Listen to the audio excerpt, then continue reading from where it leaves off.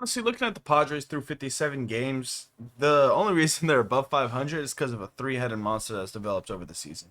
And I'm not talking about Tatis, Machado, and Bogarts. I'm talking about Profar, Arise, and Cronenworth. It's honestly been shocking this season. The acquisition of Arise really turned around the team offensively. Consistently having a base runner on, especially in the leadoff spot, has been nice to see. Yeah, actually, even in the last 15 games, Luis Arraez is batting 388. These are, I know we've heard it all the time, but these are Tony Gwynn numbers. I'm talking about a 388 average, 406 on base, and 478 slugging. He isn't gonna get you any. He's not really gonna get you any slugging, right? All his slugging is gonna be based off the fact that he gets singles. He's not gonna hit home runs, although he has recently. He's gonna get maybe one or two doubles. He doesn't have blazing speed, not the best defense, but he will get the ball in play, and it will be a hit more often than not. It's really nice to see. Especially considering some of the bigger names on the Padres have been struggling so much. Luis Arraez coming on over has been a godsend. Now that he's transitioned to first base, he's not really that much of a defensive liability anymore at the second base position. We've moved Cronenworth back there, who always gave Gold Glove level defense at second base. And we're going to talk about Cronenworth in a bit, but I want to continue talking about Arraez. Arraez right now on the season has a 333 average, 780 OPS. Of course, that OPS, it's never going to be over 850, right? Even if he bats 400, his OPS will be right at around what, 830, 840. And that's just a fact. He doesn't draw very many walks. He's not going to get you any slugging. But I'm completely okay with that. I'm here for it. As long as he's getting on base, getting hits, that's what we like to see. Productive at bats. He doesn't strike out a lot, which for the Padres is surprising considering everyone that ever plays for the Padres strikes out all the time. But not a rise. And I want to continue to see that. I'm actually going to go to the game tonight against the Miami Marlins. Excited to see Luis Arraez in action. It's going to be my first game this season. I've been sick recently, so I haven't really been able to watch the Padres in person, but now I'm excited to go. But yeah, Luis Arraez, I want to see him continuing this level of dominance. I know this is the final year of his contract, so I hope we can re-sign him, keep him on the Padres. Hopefully we don't have to, give him 30 million a year like we've been giving out these contracts like, it's the newest flavor on the block at the ice cream shop. We can't keep giving up 30 million a year to players, especially when they're not performing. It looks even worse. And that's just a matter of fact. But in his last 7 games, I want to mention this. His average is 452. That's astronomical. His on base is also 452, so that just goes to show you how few walks he draws.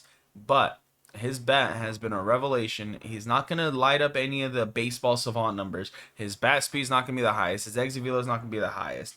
But his whiff percentage is, I think, 100th percentile, and his strikeout percentage is 100th percentile. Yep, so he is the best in the league at not striking out and missing the ball. I want to keep seeing it. His expected batting average is 97th percentile, even though his bat speed is 1 percentile. It's fun to watch. Let's keep watching Luis Arraez. But now let's move on to, honestly, one of the most surprising players this season, Jurickson Profar. I don't know how this has happened. Jurickson Profar currently this season has a 319 average, 418 on base, and a 482 slugging to make an OPS of 900. If you told me we got an OPS of 900 coming from a player, I would have told you it was either from Tatis or Machado. It's come from Profar, and it's been coming for 1 million. We're only paying him 1 million this year to play, solid defense, right? It's not the best, but it's solid. And honestly, just been our best hitter. He's been consistently in the 3-4 spot for the majority of the season at this point. His expected batting average is high. He doesn't chase very much. He does chase a little bit, but it's give and take, right? His bat speed's decent, but he just knows how to find a way to get on base, and he consistently does it in RBI opportunities, and he's been our most productive hitter this season, without a doubt. It's not Bogarts, it's not Tatis, it's not Machado. They've all been slumping or injured. It's been Jurickson Profar has been our best player. And if you would have told me Jurickson Profar was our best player at the beginning of the season, I would ask you if this was 2016. It's crazy to watch, but you know what? I'm here for it. Keep going, Jurickson. Switch hitter, batting 3-4, just let it rip. And now let me talk about Jake Cronenworth for a minute. Jake Cronenworth has been surprising as well. He's majority of the season been playing first base. He's now transitioned back to second base. I like that he transitioned back to second base. Good range defensively. It's nice to actually have him play a defensive dependent position like second base next to Kim, which he has done in the past. But his slash line is 271 average with a 338 OPS or on base and a 468 slug to make an 806 OPS. His bat speed isn't the best either, but he has surprising power. Yeah, very pull dependent power. Very pull dependent. If he is getting a home run, it's going to be to the chrome zone. I'm talking about right to the foul pole. But he has been consistent this season. He's been batting very well as well. Not against lefties as much because, of course, lefty on lefty matchup never favors the lefty batter.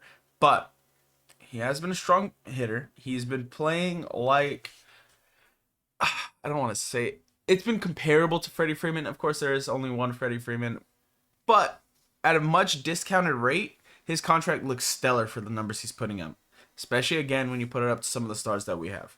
But the combination of Arise, Profar, and Cronenworth has really been carrying the Padres offense this season.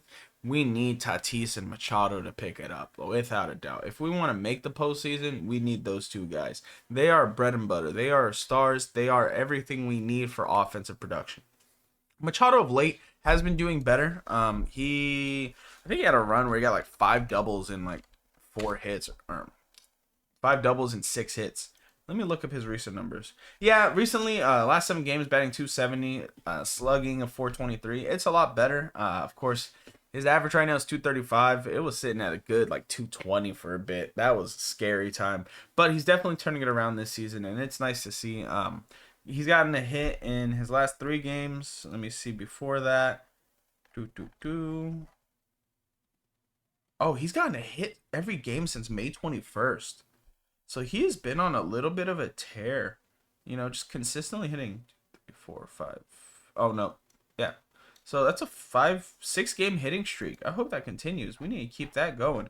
Machado has been heating up, and Machado in the summer can slug with the best of them. I don't know what it is, but every time June, July, August comes around, he starts going on a little bit of a tear, and we need that from our captain.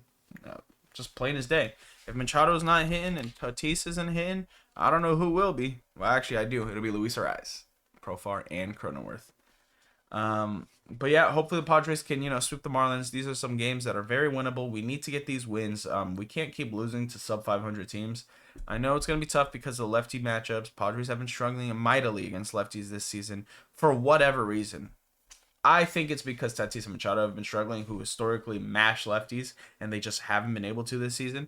Because Profar historically not very good against lefties. Cronenworth as well. Arise is historically good against everyone. You can't bat 350 without being historically good against everyone. But I think the Padres are going to be able to continue it. I believe today is a Waldron day. We need to win this game today, without a doubt. We might even see Ryan Weathers this series. That'd be interesting.